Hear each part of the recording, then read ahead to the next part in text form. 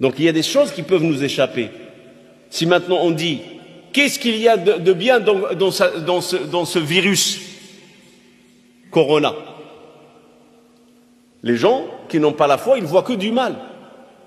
Mais les gens qui ont la foi, ils peuvent voir beaucoup de bien dans ce virus. On ne le souhaite pas. On demande à Allah subhanahu wa ta'ala de nous protéger. Mais où est le bien? Déjà se rappeler de Dieu. Déjà revenir vers Dieu. Déjà reconnaître notre impuissance, parce qu'à un certain moment, croyez-moi, si ce n'est pas ce virus, il y en a qui ont cru que leur économie est devenue leur force et personne ne peut les arrêter. Allah subhanahu wa ta'ala, avec un virus qui traverse les frontières sans contrôle de visa, ni de douane, ni de gendarmes, personne ne peut l'empêcher. En quelques mois, 2 mois, janvier, février, économie mondiale, la première puissance mondiale économique arrêtée. Vous avez vu quelle puissance? Même une guerre mondiale n'arrêtera pas l'économie des Chinois. Et regardez Allah subhanahu wa ta'ala. Regardez-le. Ça, c'est un bien. Reconnaître notre impuissance et se sentir incapable devant quelque chose qu'on ne voit pas avec les yeux.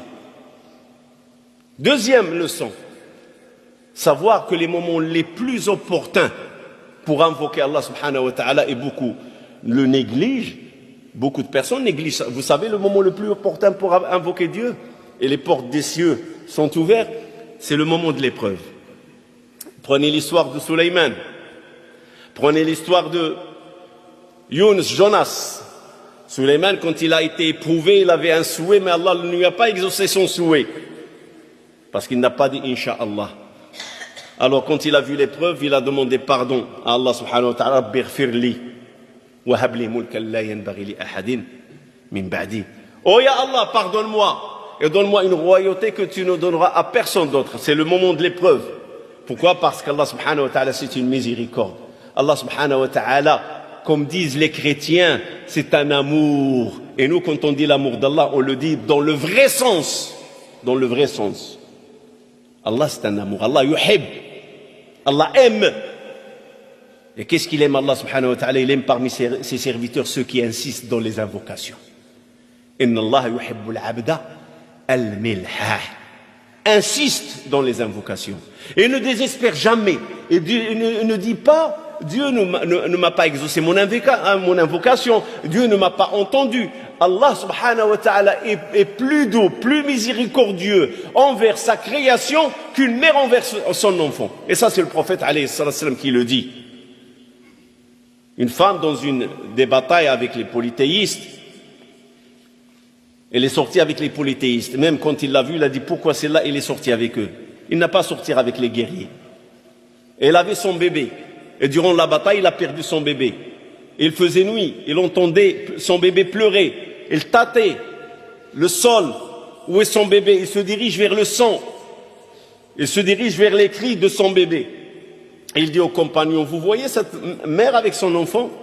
Sachez qu'Allah subhanahu wa ta'ala est plus doux et plus miséricordieux envers ses serviteurs que cette femme envers son enfant. On remet ça en question. Non, c'est une des leçons à retenir. Revenir vers Dieu. Et sachant que le plus clément, le plus miséricordieux, c'est Allah subhanahu wa ta'ala. C'est Allah. C'est lui. Seul. Il est clément vers ses serviteurs. Wallahi, et je le jure, et ce n'est pas une parjure. Je le jure. Que si vraiment Allah veut tenir rigueur du mal que les serviteurs sont en train de faire sur terre, ce monde n'existera pas. N'existera pas. Il l'aurait fini. Il l'aurait fini avec. Il l'aurait détruit. Mais c'est sa miséricorde. Il sait que parmi ses serviteurs, il y en a qui vont faire le repentir, qui vont revenir vers lui, qui vont regretter ce qu'ils ont fait. Et d'ailleurs, c'est pour ça qu'il envoie ces choses-là. Parce qu'on voit pas mal de choses. Nous, on n'en voit que l'épidémie du corona. Mais si vous regardez qu'est-ce qui se passe en Afrique, les criquets, en Asie, les criquets, les inondations, il y en a plein de phénomènes. Mais celui-là, c'est un phénomène auquel tout le monde s'est intéressé. Pourquoi? Parce qu'il est devenu un phénomène mondial. Et quelque part, ce virus nous dévoile qu'on est égoïste. On ne bouge qu'une fois le mal nous atteint. Vous avez entendu parler du criquet ici? Rien, personne n'en parle. Les inondations, personne n'en parle. Mais quand ça concerne tout le monde, comme le phénomène de l'immigration, aujourd'hui, frontière turque, Syrie, eh ben quand ça commence le fléau, ben tout le monde bouge. Vous voyez quel égoïsme, dans quel monde on est en train de vivre? Il faut que le mal nous atteigne pour qu'on puisse s'en rendre compte. Alors ça, c'est une des leçons qu'Allah subhanahu wa ta'ala veut ouvrir les yeux. Personne n'est à l'abri. Et chacun goûtera sa part de l'épreuve. Et l'épreuve en islam, ce n'est que quelque chose de bien, c'est un examen. Troisième chose, ou quatrième des choses qu'on néglige, la prière, dans les moments de difficulté. Quand il dit, إِذَا سَأَلْتَ فَاسْأَلِ اللَّهِ, si tu demandes, demande à Allah subhanahu wa ta'ala. Tu lui demandes à travers quoi? À travers les invocations. Et le meilleur, l'ultime niveau de l'invocation, c'est la prière. L'ultime niveau, c'est la prière. Et Zacharia, quand il a vu Maryam, cette jeune fille, c'est lui qui s'occupe d'elle. Mais bizarre, quand il rentre, il trouve qu'il y a du manger. Il lui a pas donné à manger. Personne n'a le droit de s'approcher de Maryam. Elle est dans sa retraite. Alors il lui dit, d'où tu as reçu cela? Il lui a dit d'Allah.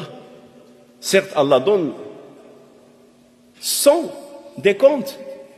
Allah donne sans calculer. Inna Allah yarzuqu man yasha'u bighayri hisab. Il donne à celui qui veut. Hunalika da'a Zakaria rabba. À ce moment-là, Zakaria, il est parti prier. Il a invoqué Allah subhanahu wa ta'ala. Rabbi habli min ladunka dhurriyatan tayyiba. Oh mon Seigneur, donne-moi une progéniture noble, pure. Innaka sami'ud du'a. Tu es l'audient, celui qui entend les invocations. Amma yujibul muttarra idha da'a. Celui qui répond à celui qui est dans la détresse.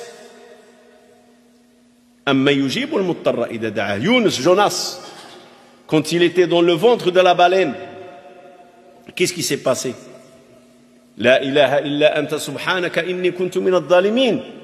Il n'y a aucune autre divinité que toi, ya Allah. J'étais parmi les injustes. Fakashafna ma bihi min dur.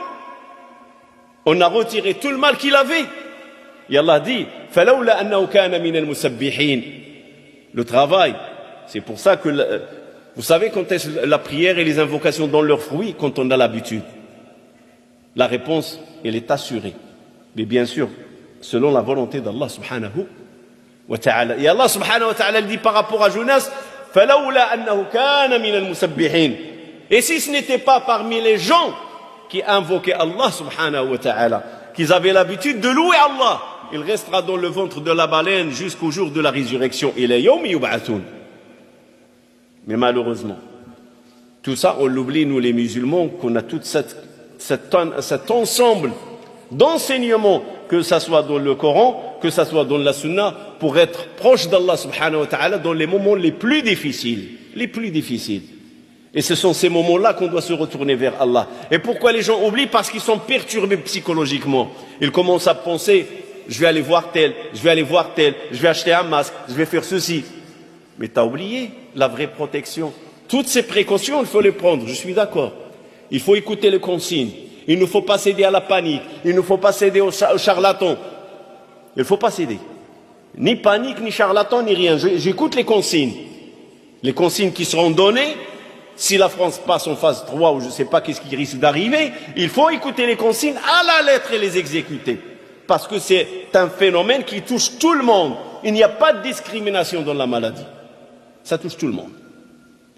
Mais ça n'empêche que moi, musulman, comme peut-être le chrétien, va se trouver dans un moment d'humilité devant la croix, un morceau de bois, ou comme l'autre, il va se trouver devant une vache, ou comme l'autre, il va se trouver devant une cloche.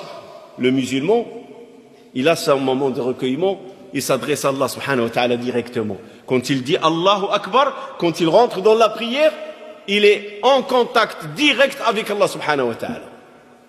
Les portes sont ouvertes. Personne ne le rejette. Allahu Akbar, Allah te dit oui, serviteur. Tu désires quoi? Et tout dépend de ta relation avec Allah. Alors ne rate pas cette occasion de t'approcher de Dieu et d'être proche de Dieu. Et c'est ce qu'il dit. Sache que si tout le monde, et avant qu'il lui dise sache si tout le monde te veut un bien, il lui a dit ihfadillah yahfadak. Rappelle-toi d'Allah dans les moments d'aisance, quand tu es aisé, quand tu as tout, quand tu as la joie, quand tu as l'argent, quand tu travailles, quand tu as la santé. Rappelle-toi d'Allah dans ces moments, quand il arrivera la difficulté et tu dis ya Allah, Allah sera avec toi. Oui, c'est ça ce que ça veut dire. Rappelle-toi d'Allah dans les moments d'aisance. Mais malheureusement, qu'est-ce qu'il arrive aux serviteurs? Dans les moments d'aisance, ils oublient Dieu. Et dans les moments de difficulté, ils s'orientent vers autre chose. Et rares ceux qui disent Ya Rabbi, Ya Rabbi. On a parfois tendance de dire que les gens, ils ont oublié dans un monde matérialisé, ils ont oublié l'existence d'Allah. Et voilà une épidémie, un virus qui rappelle à tous les gens, qu'ils soient croyants ou non croyants, il le rappelle, Allah existe, sa puissance n'a pas de limite. Quand il veut quelque chose, soit ainsi soit-il. Et rien n'arrêtera le décret d'Allah subhanahu wa ta'ala. Et personne ne pourra négocier l'ordre d'Allah. Personne. Tout ordre sur terre se négocie, sauf l'ordre d'Allah. Tu ne peux pas le négocier. Tu n'as pas de moyens. La seule chose qui reste, c'est les invocations. C'est la prière. C'est l'aumône. C'est les larmes. Pleurer entre les mains d'Allah. Ya Rabbi, si ce virus est dû à une erreur de l'humanité, une tyrannie de l'humanité, c'est ton châtiment. On est à Allah innocent. On n'a pas participé à la tyrannie. On n'a pas participé à tout ce mal qui existe sur terre. Il faut savoir discuter avec Allah. Parmi les phénomènes que beaucoup de frères ou sœurs qui font la Umrah ou font le pèlerinage, vous voyez les gens faire le tawaf avec des livres et les invocations. J'ai eu l'opportunité de voyager dans ces lieux. Une fois, un frère m'interpelle, lui dit, mais toi, pourquoi tu n'as pas de livre? Tu connais tous les doigts? Je dis, non, Allah, je ne connais pas tous les doigts. Je ne les connais pas tous. Mais j'ai ça. Et chacun de nous, il l'a. Le cœur. Avec Allah, tu n'as pas besoin de livre. Ton livre, c'est ton cœur. Tu n'as pas besoin de lire dans un livre. Lis dans ton cœur ce qu'il y a dans ton cœur et adresse-toi à Allah avec ce qui est écrit dans ton cœur. Parce que le livre, il ne transcrit pas ton état spirituel et il ne décrit pas ce qui est dans ton cœur. Par contre, ta langue, que tu parles berbère, que tu parles chinois, que tu parles anglais, que tu parles français, même si la personne est muette, elle ne parle pas. Son cœur, il parle. Adresse-toi à Allah avec ton cœur. Et ça, beaucoup de gens l'oublient. On est trop dans la formule. Mais je ne sais pas lire. Des gens me disent, je ne sais pas lire. Tu as un cœur? Oui, ton cœur, c'est ton livre. Ton cœur, c'est ta page. Ton cœur, il sait quels sont tes soucis, quels sont tes problèmes. Et aujourd'hui, tous dans notre cœur, il y a une certaine crainte de ce virus. Bon gré, mal gré. On a la crainte. On a des familles, on a des proches, on a une communauté, on a une mosquée, des mosquées. On ne veut pas le mal. Ni aux croyants, ni à ceux qui ne le sont pas. Les musulmans n'aiment pas le mal. Allah ne fait que du bien. Et le prophète est une miséricorde pour l'univers entier. Et nous, on va faire la discrimination? Non, quand j'invoque pour l'humanité entière. Ça, c'est le musulman. Pas de discrimination. Parce que cette épidémie, il n'y a pas de discrimination. Elle touche tout le monde. Tu ne peux pas dire, Ya Rabbi, protège les croyants. Et tu les mécréants. Non, ça ne se fait pas. Allah, il a voulu qu'elle soit une épreuve pour tout le monde. Peut-être que ces gens-là qui n'ont pas la foi, ils vont revenir vers la foi. Peut-être que ces gens-là qui ne croient pas en Dieu vont revenir vers Dieu. Ces gens-là qui ont cru à un certain moment que la force, c'est l'économie, c'est le capitalisme, c'est l'euro, c'est le dollar, peut-être ils reviendront vers Dieu. Et ceux qui ont les cœurs scellés et durs comme de l'acier, c'est leur problème. Mais il y en a beaucoup qui vont être interpellés par la réflexion. On est des impuissants. On est des impuissants. Et notre impuissance, elle est fatale, gravissime. Un virus est en train de créer la panique dans le monde entier. Subhanallah. Voilà un ensemble des choses à ne pas oublier.